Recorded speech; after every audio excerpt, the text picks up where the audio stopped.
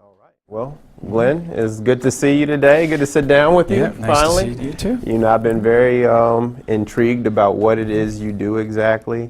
And I guess we can just start there, you know, just jumping right off the bat and just kind of demystifying what you do here because, you know, I know you do something with audio, but could you just expound a little bit on what else you Absolutely. Well, my name is Glenn Reuther, and my business is LICO Sound and Service Technologies. Okay. That really just scratches the surface, though. Okay. And by the way, we're speaking. This is Trent Anderson. Yep. And your business is?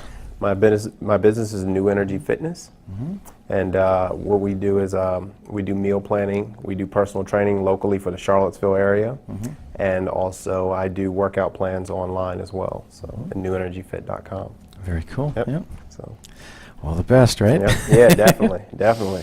So what is it that you what's this business about? What does LICO do? So LICO is an acronym that it actually stands for Live Improvisational Composition and Orchestration. Okay. And the idea is that we are best and most honest and sincere when we are instinctive and we live instinctively. Wow. So we come to understand ourselves better when we can perceive ourselves instinctively. So kind of like in a natural state rather than, not to say a prepared state, but just a manufactured state. So, not in a manufactured state. So not in a manufactured state, absolutely. Yeah. Okay. I mean, we improvise our way through life. And that's the way I approach music. You know, and improvisation means different things to a lot of different people. Right. To someone who's familiar with jazz, they think of improvisation as playing over the top of a chord change and stuff like that. But with LICO, live improvisational composition and orchestration, you're performing the whole process at the same time. As an improv. Yeah. What do you think are like the benefits of doing it as an improv? Well, my whole approach is revolving around connection. If we look around in society today, what I see, and I think what a lot of people see, is that people are connected more with what's going on in the world around them. They're connected with their idols, their stars, whether it be sports or music or TV, great big media, corporate product, really. Right. And they're defining the boundaries, the limitations, the character. They're deciding, who is being put up front and why. Yeah, and what you like and got it. But the idea with what I'm doing, the focus is really on not what I call the outer verse, but the inner verse. So when I speak about the inner verse, the outer verse, as we all know, is really an infinite space. Right. But people don't really think much about the inner verse much. They don't have much of a relationship with themselves. They have relationships with things that exist in the outer verse. So I have a question for you. So you mentioned that the outer verse is an infinite space. Do you believe the same is true for the inner verse? Yes. Okay. I see. And that's a really cool concept, that whole outer verse, inner verse, because I've had some similar thoughts on it. I've said before to various friends of mine, we all share the same objective reality. However, our reality, so to speak, is very subjective, and that's what leads people to different paths in lives. One person may drive this car or have this job or have this house and live in this neighborhood because of their inner verse. They're so subjective in that regard. So everybody comes from their own perspective. Absolutely. And the way I put this into the sign of the infinity. So the symbol of the infinity is an ancient symbol. Yes. But at one point a few months ago, I just had the symbol of the infinity on one side, and I had this concept of reality, not just my reality, but a common reality that everybody has. And I put the two together, and I said, okay, so one side is the inner verse, the other side is the outer verse. The symbol itself indicates balance. Yes. But in the middle, at the nexus, is life. Yes. It's how we communicate and experience the outerverse, and it's how the outerverse communicates and experiences us. Got it. So when someone in the outerverse, like you, for me, okay, Yeah. you are part of the outerverse. Exactly. When you communicate with me, you are coming to me through my senses, Right. and you are looking in my eyes, and you know there's something back there. Yeah. And yeah. that's my inner verse. Wow. Wow. So what are some factors that you think influences people's inner verse? Because we've already established that the outer verse is objective reality, and the inner verse is the one where your perceptions and everything else comes into play. Do you think it's something like, we all know we have 5 senses in which we perceive the world, the outer verse around us. Right. Do you think somebody may have sharper senses in one area, or is there some innate quality about us that we're just born with that shapes our perception, or is it genetics, hereditary? You know, what is it that you think shapes that subjective reality or that inner verse? Everything. Everything. Everything, and then what you choose to Wow. at a certain point. Wow. Yeah. Wow. I mean, everything you have connections that you make with the world. Right. And there are things that as you're growing up, you connect with and you latch onto, and they become interests. And that is the fruit that is born in the outer verse, in this world as we know it. And that becomes a seed within us that we choose to either nurture or ignore. Yeah. And if we ignore it, it lays dormant. Does it die? I don't know, and I'm okay with that. Yeah. But Yeah. you know, the bottom line is that it is there. There is a connection that has been made, and it is our choice what we do with that seed. Do with that. Wow. Wow.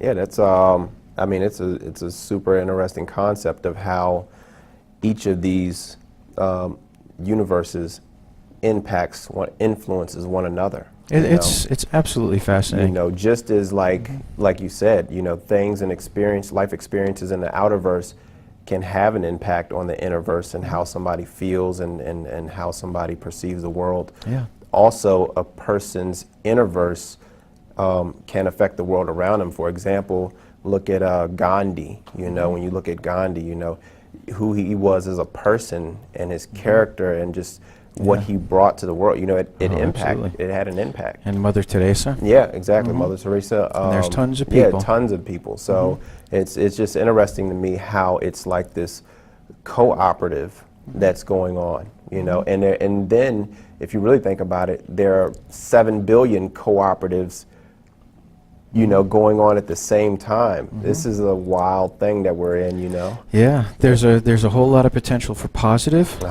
Yep. and that is the hope. Yeah. But there's also a whole lot of potential for negative. Absolutely. So, And, yeah, my feeling is that we should all be focused on the proper thing for ourselves. Meaning, when we have a seed within us, it's something to connect with. Right. It's something to nurture. There is a relationship to be had with that seed that you have, that interest, and when you connect with it, it's like you're a gardener. You help it grow. Right. Once it starts growing, then it becomes a vine that can reach into the outerverse and bear fruit, which bears seeds for others. And then you have connections not only with the outer world, outerverse in that regard, but you also have, as in the case of the people that you cite, Gandhi, and you know, I cited Mother Teresa, and the fruit that they bear becomes seed for how many others? Yeah, just like this exponential growth. Exactly. Wow. So love is contagious, but also hatred is contagious. Hatred is contagious, and that's something that I always found fascinating. It seems almost to me that hatred seems to spread faster. The negative energy tends to spread faster, and I always wondered why that is. You know, and it's amazing that we're even standing here today. You know, world wars and the you know, I mean, negativity just spreads so fast. Just the fact that we're here and having this conversation right now is amazing to me. So is it that love is just, when it hits, is so much more powerful? It's like the tortoise and the hare kind of situation, the hare being negative energy, and the tortoise being love. How do you think, why do you think that is, that negativity tends to spread faster? Well, there are all sorts of messages. I constantly refer to the difference between a black and white world and a world of 16.7 million colors. Wow. I choose that just because of my technology background and Wow. knowing that's 16-bit. Oh, okay. Yeah. Got So it. the idea is that when you have that many choices, then it is complicated. Right. It is just, these are different options. Okay, there's no right or wrong. There's no best or worst. It's just a matter of choosing between. But in reality, that complicates our situation. So in other words, you think of when you go to a restaurant and you see tons of stuff on the board. How long does it take you to choose what you got? Yeah. And the idea is, if we can simplify our lives, then things can really start to happen, things get clear, and the number of choices becomes less important when you can clear away distractions in your life to be able to focus on what's real. And that's one of the things that really clicked with me with the symbol of the infinity, and combining it with this whole concept, because the balance between the inner verse and the outer verse in this day and age, in this society, is way lopsided. Yeah. And part of the problem that results in that is that people try connecting with things in the outer verse, and it winds up coming up as being an empty sensation in a lot of ways. There's no personal connection. It's like we're almost commentators and spectators. Yeah, that's right. There's less personal involvement. There's less of a relationship with what you're doing. And one of the things that I do with the music stuff is, because I've nurtured this and I've listened to what I hear inside me, in my inner verse, that seed, I've nurtured it, and now I can sit and I can play. It doesn't matter what instrument, but I connect with it, I listen to it, and it becomes a relationship. It becomes a duet in a way. Okay. And the idea is that kind of relationship, when you have a connection with something in yourself, becomes a relationship based on unconditional love. Unconditional love is an interesting concept to me, because I've always believed in it. I've always believed in, not judging. Not really setting conditions or, expectations or anything like that, because there can be distractions and complications and ripples all over the place that are caused by that. However, when you're focused on what it is that you're doing, and I lost my train of thought. It's all right. I was just thinking, because we mentioned earlier about how this outer verse can plant seeds in someone, and they can choose to nurture it. We're going to back up a little bit. When a child is born, do you think there are already things in their inner verse? I don't know, and I'm okay with that. You're okay with that? Okay, but I do have my concepts. I believe that we come into this world having, I don't know, kind of maybe been ourselves out there someplace. Like eternal beings. But that we've kind of like had to pass through the cloud of unknowing. As I've heard it called. I read a book when I was, a kid. It's funny because I believe Einstein said, like, energy can neither be created nor destroyed. So if at the most basic level, if we're just energy, we're vibrations, this table, the chairs, you and I, we can neither be created nor destroyed. We always were, always will be. And I find that very fascinating. And You know, and I do believe, you know, that we've been through many lives or many other worlds or universes. And one of my philosophies is everybody has a message inside of them, and everyone's trying to express it. Now, the issue is that we only have so much framework and so many tools that we can express ourselves with. For example, I like to go back in time sometimes. So if we go back X thousands of years back to the caveman days, right? They didn't have the language that we have to express ourselves with. It was just a few grunts, you know, nonverbal communication. Right. And I wonder how frustrating life had to be for people back then who couldn't communicate what they felt inside. Currently, you know, we can express ourselves through our art, the music, theater, the clothing that you wear. We both are speaking English, which has a little bit over 1 million words. So that's still 1 million words is our toolbox that we can pull from. But I find a lot of times that what I feel inside of myself, my innerverse, is so expansive. I have a hard time articulating myself and getting that out, even with the tools that I have at my disposal right now. And that might be because you have too many choices, Yeah. and you're not. You have a lot of distractions just in the thought of how much you have to choose from, and you know you need to simplify and and that comes through. You know, when you practice, you take your journey.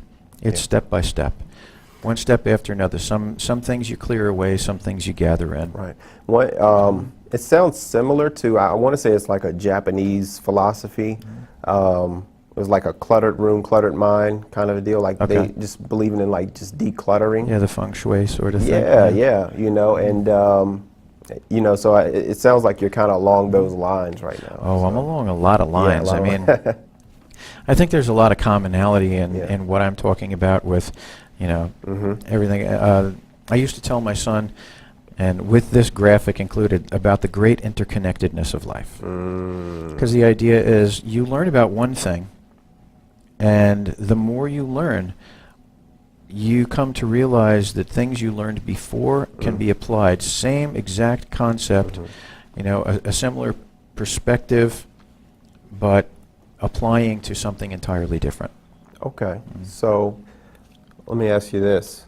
You mentioned, again, the outerverse planting the seeds in us.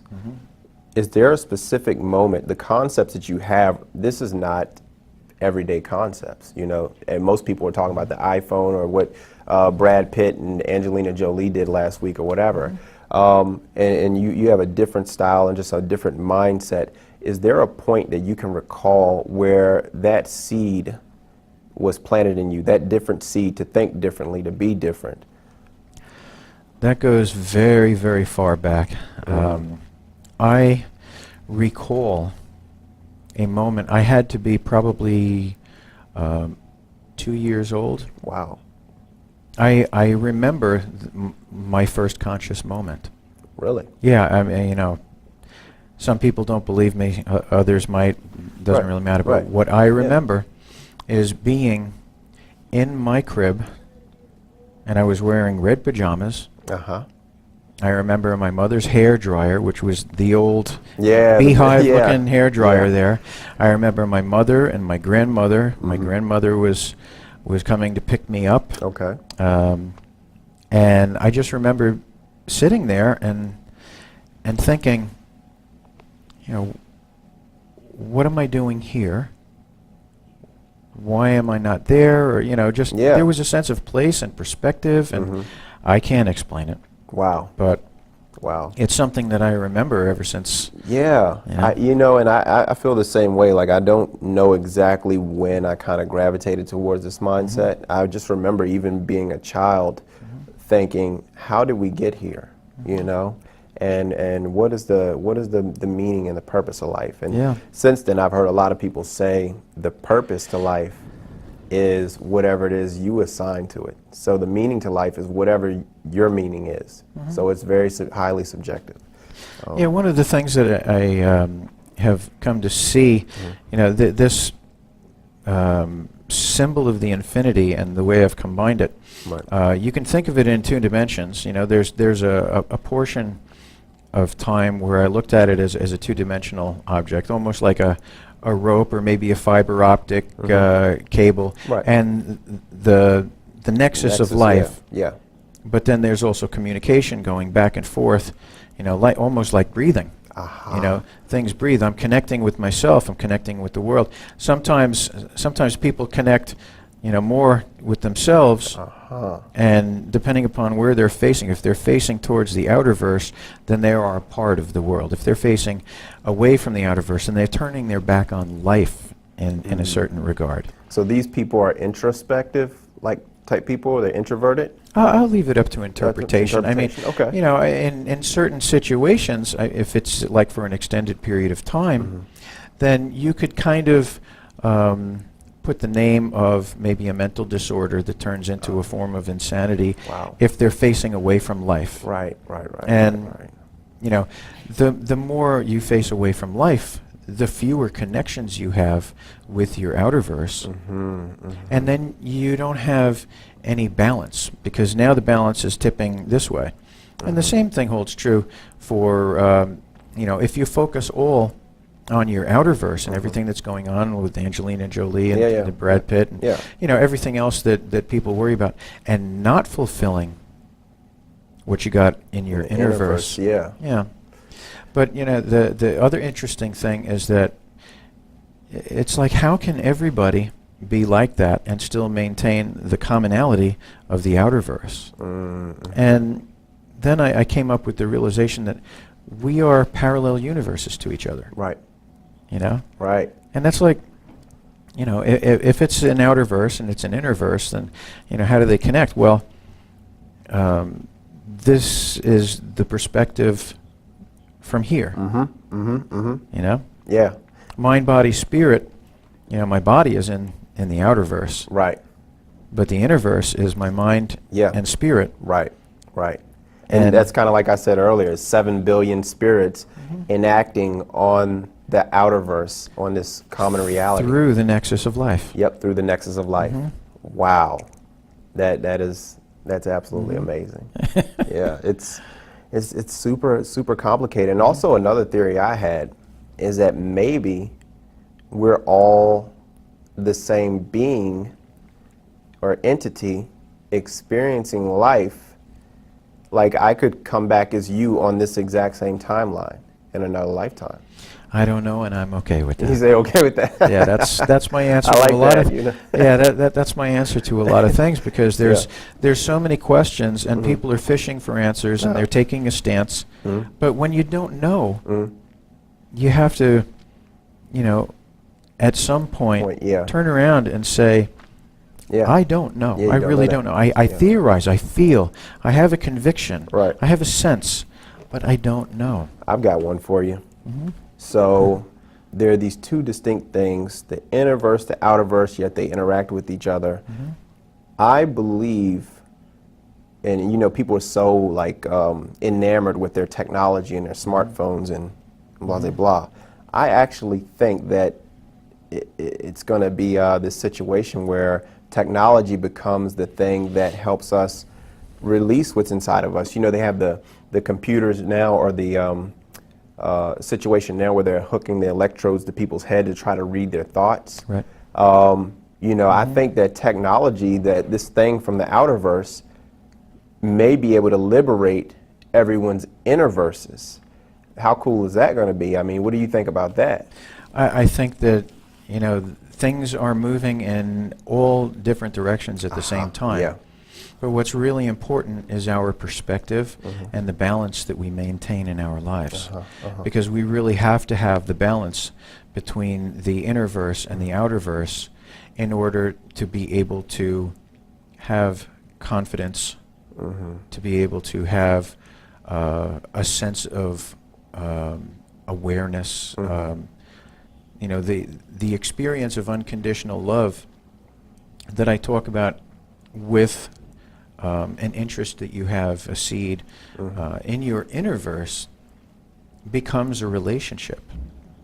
It's like a best friend. Yeah. So if you turn away from, turn your back on life, Right. and you find your friend, and you latch on, and you build, and you just go in that direction of expanding that relationship, that can be considered insanity. Yeah. And again, you're out of balance. Yeah. However, if you are nurturing that, and the seed becomes a vine, and then the vine reaches through your life and is shared with others in the outside world, you have something to offer.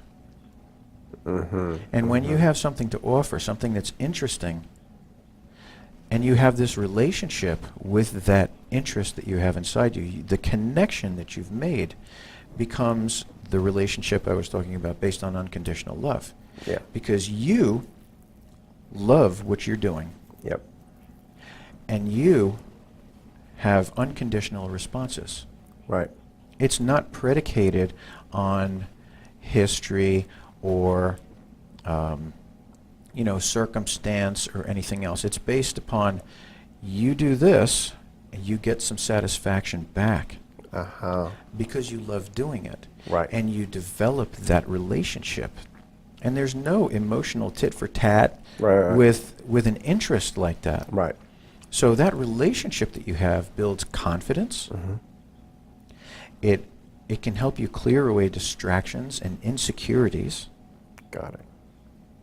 And then that, of course, means that you have more to offer and better balanced perspective as you're offering it to the outerverse, to everybody that you happen to meet.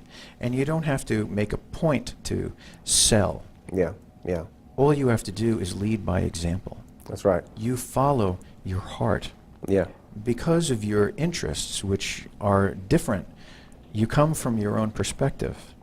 Right. And simply by the fact that you come from your own perspective, you have your own history, and you're the origin of your eternal being, which whatever Right.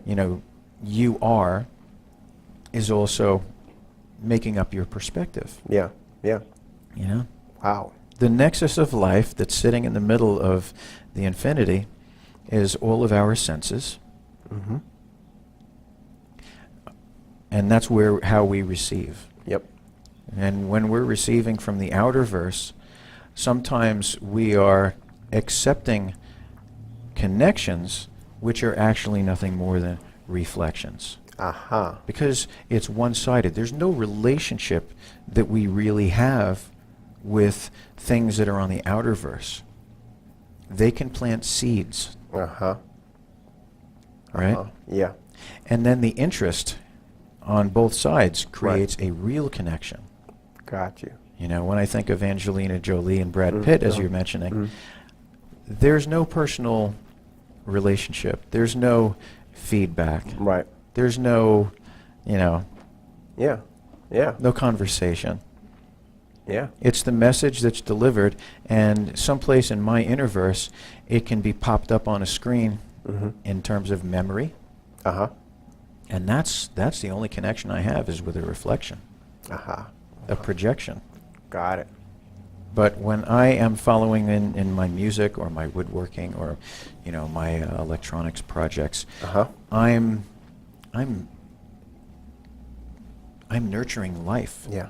When I'm playing my music stuff, I start with a single note, and it builds, it grows, it flourishes, it does things, it moves people, it moves me, all because it's something that I nurture, and I can take it and direct it and share it. So I'm taking it from my inner verse and bringing it to the outer verse to share. Right. Now, with my music, I've never been a musician by profession. I've always been an IT guy. Okay. But I've never forsaken my path. That's where I live, is on this path with music and technology. And at the bottom, at the base of it, the very foundation, is connection. Wow. Nothing is more important. Did we really. touch on when you started with the music? Well, I started singing in a church choir when I'm 7. Okay. I actually took clarinet lessons when I was in elementary school, played in the school band. Do you recall how you felt during that time when you were playing the music and the clarinet? double-edged sword, and that's one of the things that I come at in knowledge when I'm presenting my ideas about the music within, which is one of the programs that I'm working through, and it's based upon the foundation of the science, symbol of the infinity. Yeah. But so when I was playing clarinet in elementary school, my music teacher was not terribly connected, other than to, okay, next student, come in, Yeah. practice your lesson, let Just me running hear, them through the mill. and then Yeah. and then you're out. Right. And I remember being at home, I practiced my lessons, I was able to do my part, but secretly on the side, I was playing a piece called Moon River. I don't know whether you've ever heard of it. Never heard of it. Way Yeah. back, I think it was a song from Johnny Mathis years and years ago. Okay. And I mean, I was 7 years old. Yeah. Yeah. But that was the song that resonated with me. I really connected with it. And after I was done with my lesson, I would work on playing that piece with as much feeling as I could pull out of me. I wanted to give it life. It almost deserved life. Yeah. And I wanted to give it life. Wow. And I remember when I presented that to my clarinet teacher, the band teacher in school, I asked him a couple times at lessons, I'd love to be able to share this with you. And he said, yeah, not now. Now's not a good time. But Yeah. And then eventually, he said, oh, okay, go ahead. And I played it, and he said, yeah, it was very good. Okay.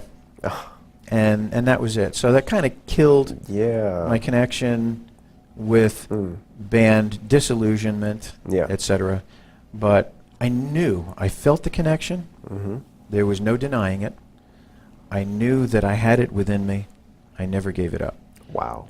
And when I was singing in church choirs for years and years, I did a lot of solos, and little boy Yeah. Yeah. singer who could hit his notes and Yeah. stuff like that. Yeah. Was, so I retained that connection, and then I actually went back to lessons with a guitar, and the guitar teacher that I had, who was very short-lived, same sort of situation, totally disillusioned in terms of. Here was a guy who was showing us chord changes, showing us what to play, but he was more interested in us doing what we were told to do. Yeah. And that's it. I think that's a lot of the educational situations are very arbitrary.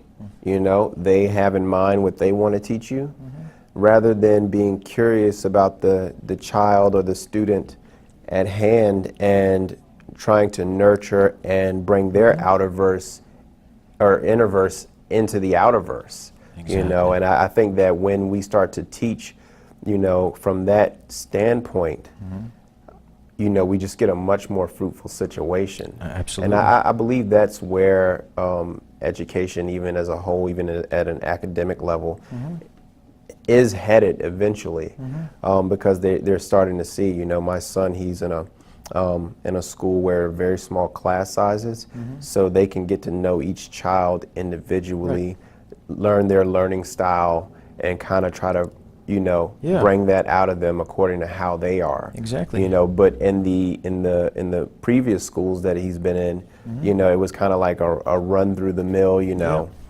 situation where it was, everybody gets taught this way, and then you get the students who, are just sleep in the back of the class. They don't even want to go to school anymore. Because it's boring. they don't connect. They don't connect with it, and I think that we're doing ourselves a disservice as a society, because we're not bringing up the next Elon Musk or the next Richard Branson, that could have been, but they were asleep in the back of the class because they weren't connected.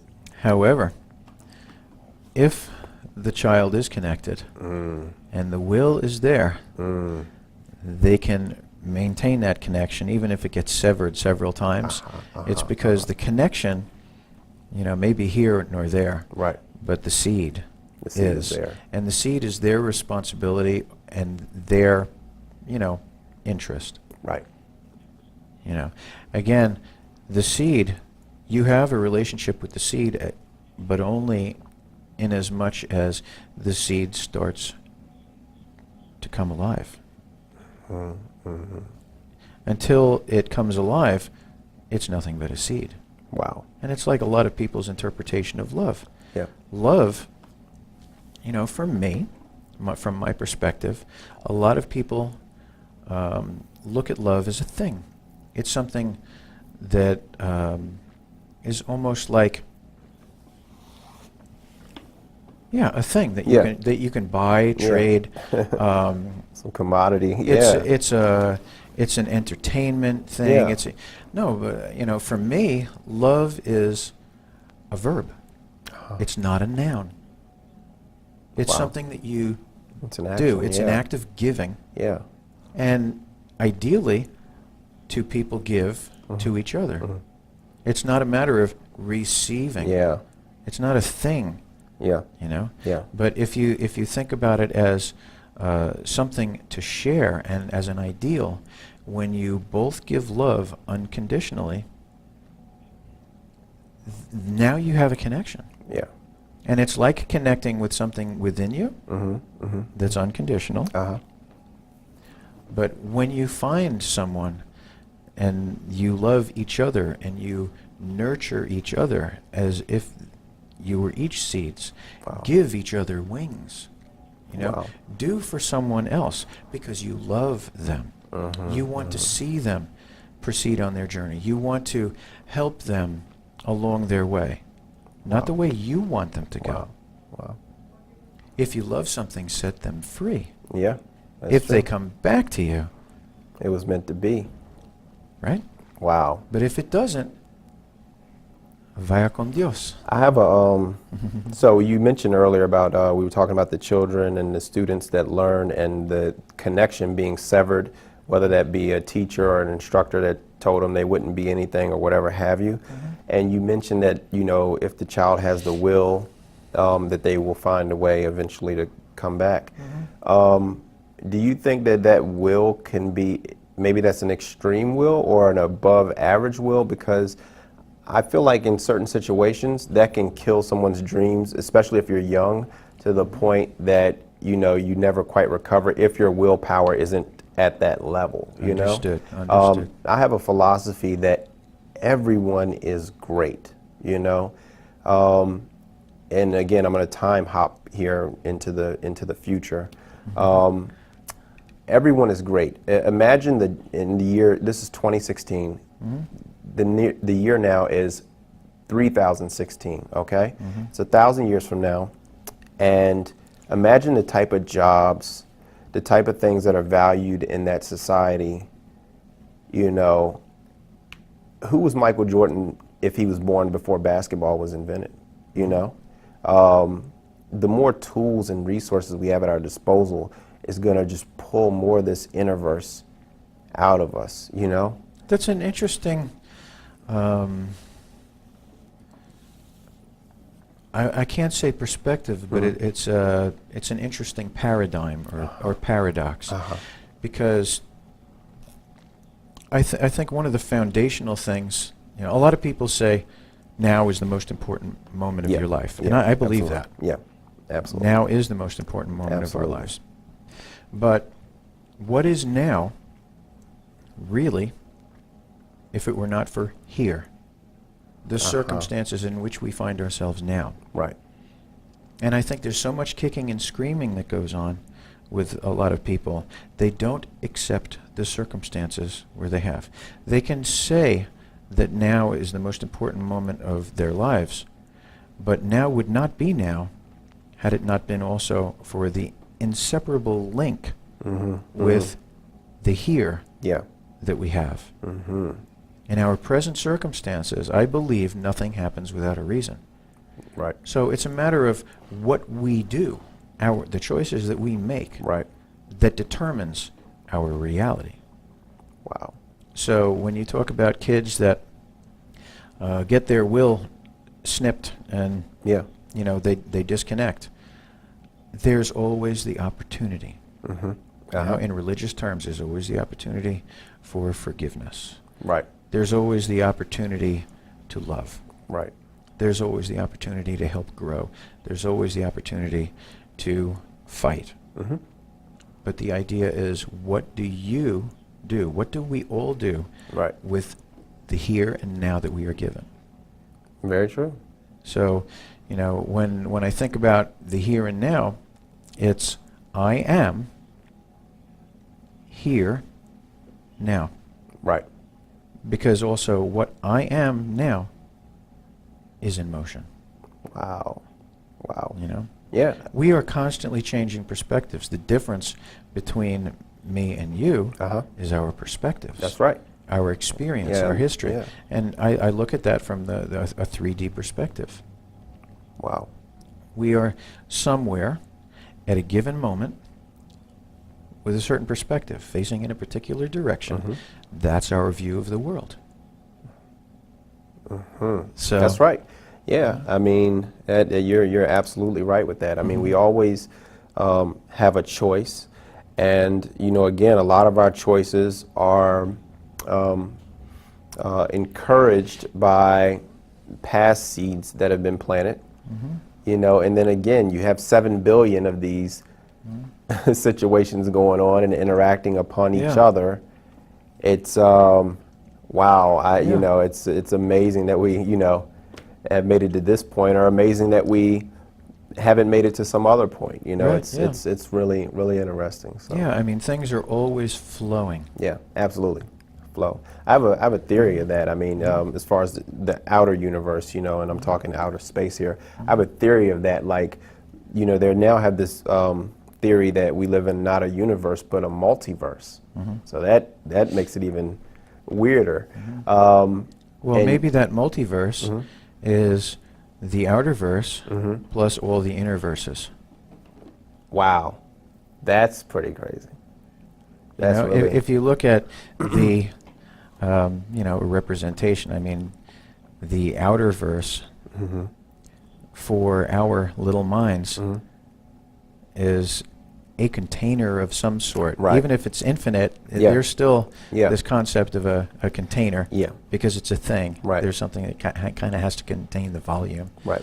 And you look at all the outer inner verses that are plugged into it.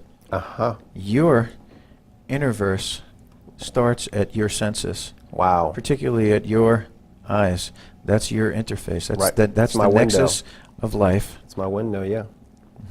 Wow. Yeah, And the that same could with be me. like this universe can be a part of multiverses that are out there, but are the inner verses of the inhabitants of this universe. That's pretty complicated right there. It could be. Yeah.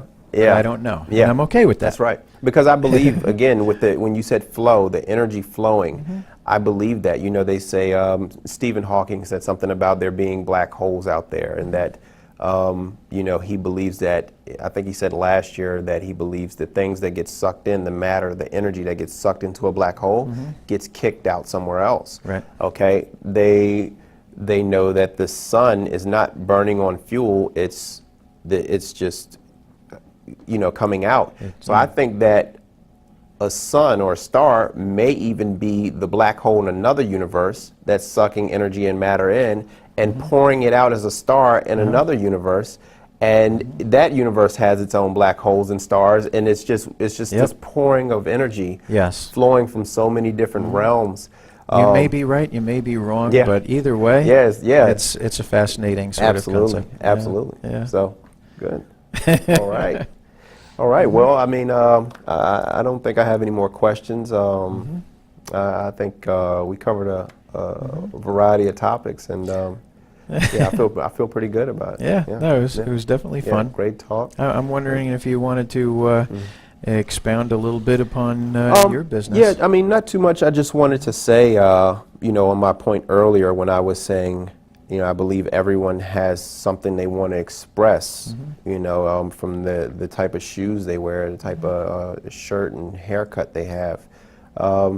You know, what I do is a lot like that. I'm just helping people express, you know, their character, their discipline, you know, the ability to follow a workout regimen, the ability to, you know, have a healthy eating lifestyle. Yeah. You know, it shows these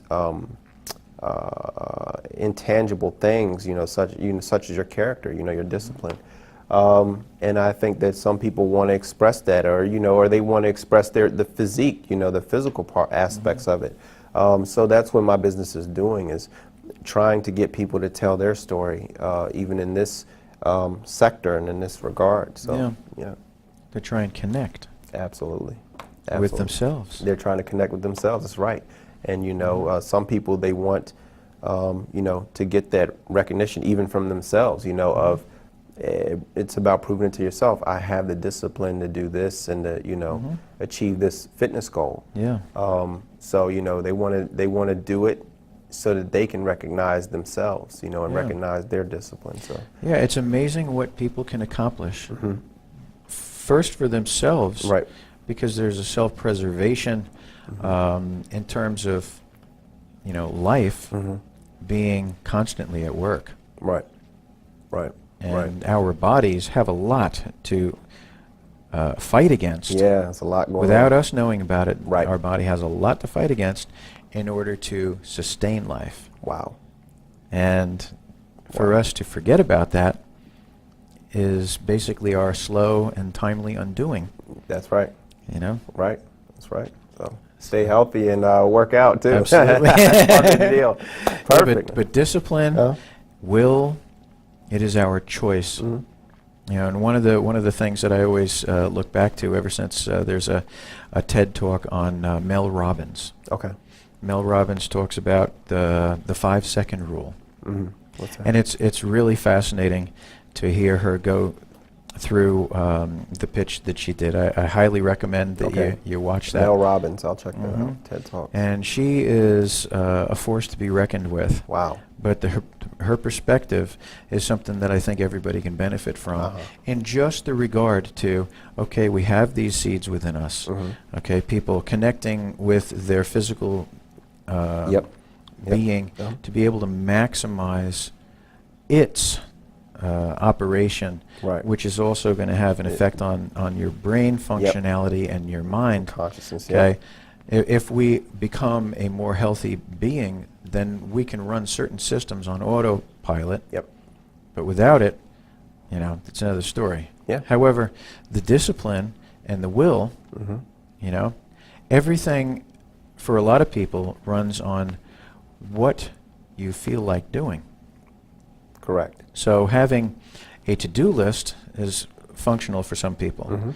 Well, I have also, because I know about this side of myself, and it's a side to everybody, is having an I don't want to do list. And the idea is, if you can list those things that you don't want to do, you can realize that there's a balance that's being abused, a potential balance that results in the discipline and the will that you're paying attention to here, but you're kind of ignoring its existence.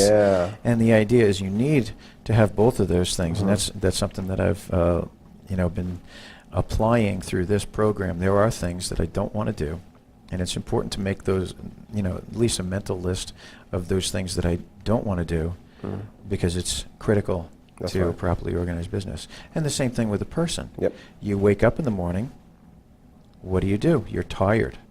Well, you're tired. That means your body feels like sleeping. But if you just get up on your feet, start your day, energized. Do you love life? Prove it. Nice, nice. Great talking to you. Great talking to you, Glenn. This is wonderful. We got to do it again sometime. Yeah, absolutely. So, perfect, man. Awesome. Very cool. The energy is palpable. That's good. Perfect. Awesome. Thank you very much. All right, thank you.